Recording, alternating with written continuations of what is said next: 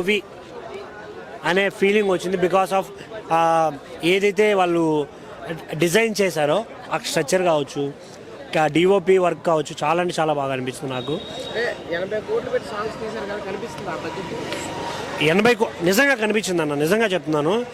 చాలామంది అంటారు తక్కువ ఉంటుంది ఏదో అట్లా ఇలా అని, బట్ డూప్ అనే సాంగ్ ఉంటుంది అన్న. నిజంగా ఇప్పటివరకు ఆ సాంగ్ చూడలేదు నేను. అంటే ఆ టైప్ ఆఫ్ కొరియోగ్రఫీ కావచ్చు, డైరెక్షన్ కావచ్చు, అస్సలు చూడలేదు నేను.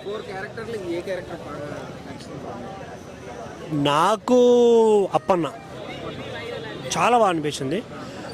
మిగతా క్యారెక్టర్లు కూడా బాగున్నాయి, బట్ నేనైతే అప్పన్న క్యారెక్టర్ బాగా కనెక్ట్ అయ్యాను.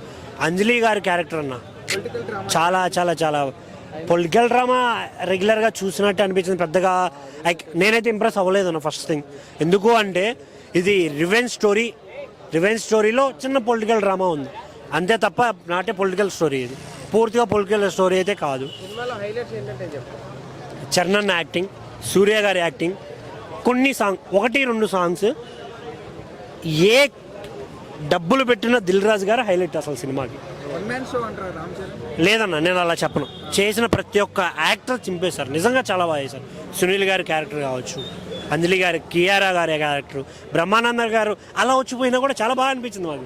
బాస్ కొన్ని క్యారెక్టర్లు ఇంకా క్యారెక్టర్లు ఉన్న కొన్ని చోట్ల కామెడీ రాలేదు, కొన్ని చోట్ల సీరియస్ క్యారెక్టర్లతో కామెడీ చేయించారు. కొన్ని ఎక్స్ట్రా క్యారెక్టర్లు కూడా పెట్టారు, వాటి వల్ల యూజ్ లేదు అయినా కూడా పెట్టారు అని అనిపించింది. కానీ శంకర్ గారు డైరెక్షన్ అండ్ మ్యాజిక్ 2 మిస్ అయ్యారు. మెయిన్గా అదే సినిమాకి మైనస్. మ్యూజిక్ కూడా బాగుంది, అక్కడక్కడ కొన్ని బ్యాక్గ్రౌండ్ స్కోర్ పోయినా కూడా కొన్ని చోట్ల బాగానే కొట్టాడు. తమన్ మామ అన్నాడు, అది డ్యూరేషన్ ఎక్కువైందని తీసేశారంట. మరి అది నేను ఆ సాంగ్ వినలేదు కాబట్టి నాకు దాని గురించి అసలు తెలీదు. సో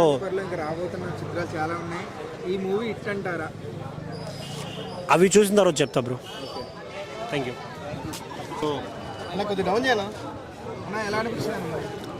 యావరేజ్ అనిపించింది అన్న నాకైతే మూవీ. డెఫినెట్లీ శంకర్ ఇదివరకు తీసిన సినిమాల కంటే ఈ cinema better, but not a Shankar's comeback, not a Shankar's movie అనేది అనిపిస్తుంది. రామ్ చరణ్ ఇటువంటి కథ చేయడం first time, and after 6 years అవుతా సోలో రిలీజ్ వస్తున్నాడు. ఒక రామ్ చరణ్ చాలా హ్యాపీ ఫీల్ అయ్యి మంచి ఎక్స్పీరియన్స్తో వచ్చాను. పొలిటికల్ డ్రామా శంకర్ కొద్దిగా కాన్సన్ట్రేట్ చేశారని చెప్తున్నారు అందరూ.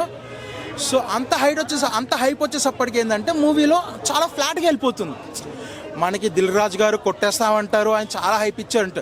సో మైండ్ అనేది ఒక మంచి పొలిటికల్ డ్రామా చూస్తాం. మన చరణ్ గారిని ఒక గవర్నమెంట్ ఆఫీసర్గా చూద్దాం అనిపించేప్పటికీ మూవీ అనేది చాలా ఫ్లాట్గా వెళ్ళిపోవడం వల్ల డిసప్పాయింట్మెంట్ అవుతారు. First thing. సెకండ్ థింగ్ ఏంటంటే ఆయన సింపుల్ స్టోరీ, రెగ్యులర్ పొలిటికల్ డ్రామానే. మన పొలిటికల్ డ్రామా అంటే లీడరు ఆ టైప్ సినిమాలు చూస్తే కనుక అంత ఆ లెవెల్లో లేదు.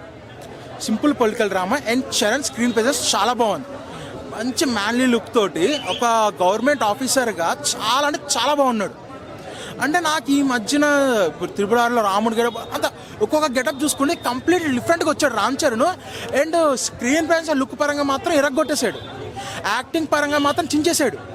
బట్ రామ్ చరణ్ని యాక్టింగ్ గురించి చెప్పాలి అనేంత స్కోప్ ఇక్కడ నాకు లేదన్నట్టు అనిపించింది.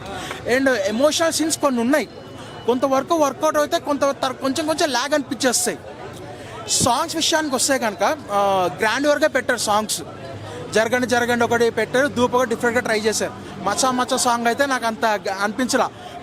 రామ్ చరణ్ మన మెగా ఫ్యామిలీ డాన్స్, సో కొరియోగ్రాఫర్ని కొద్దిగా కాన్సన్ట్రేట్ చేయలేదు, సింపుల్ స్టెప్స్ అనిపించాయి. అంత హైప్ అనేది రాలేదు ఆ స్టెప్స్ వల్ల. ఓవరాల్ కష్టమే అన్న చెప్పాలి అంటే, ఇది ఆ తర్వాత రిజల్ట్ని పట్టుకొని ఉంటుంది. అవి దీనికంటే ఘోరం అనిపిస్తే కనుక ఇదే పైలేస్తుంది, ఇది చెప్పలేము అది. సో అండ్ కియారా అద్వాని కొంతవరకు కథ కనెక్ట్ అవుతుంది, తర్వాత డిస్టర్బ్ చేస్తుంది. అండ్ ఇంకా సునీల్ గారు కామెడీ రోల్స్ వదిలేసి విలన్ రోల్స్ చేసుకుని మంచి ఫామ్లో ఉన్నారు. కామెడీ సునీల్ మనకు కనిపించకుండా విలన్ రోల్స్ చేస్తే చాలా బెటర్. శ్రీకాంత్ గారి స్కోప్ ఉంది. అండ్ ఎస్పెషల్లీ రామ్ చరణ్ తర్వాత మాట్లాడుకునే క్యారెక్టర్ లెవెల్ ఉన్నాయంటే ఎస్జే సూర్య అండ్ అంజలి గారు, వాళ్ళిద్దరు పెర్ఫార్మెన్స్లో పీక్స్ చేశారు. ఎమోషనల్ కంటెంట్తో వాళ్ళంతూ వాళ్ళు చేశారు.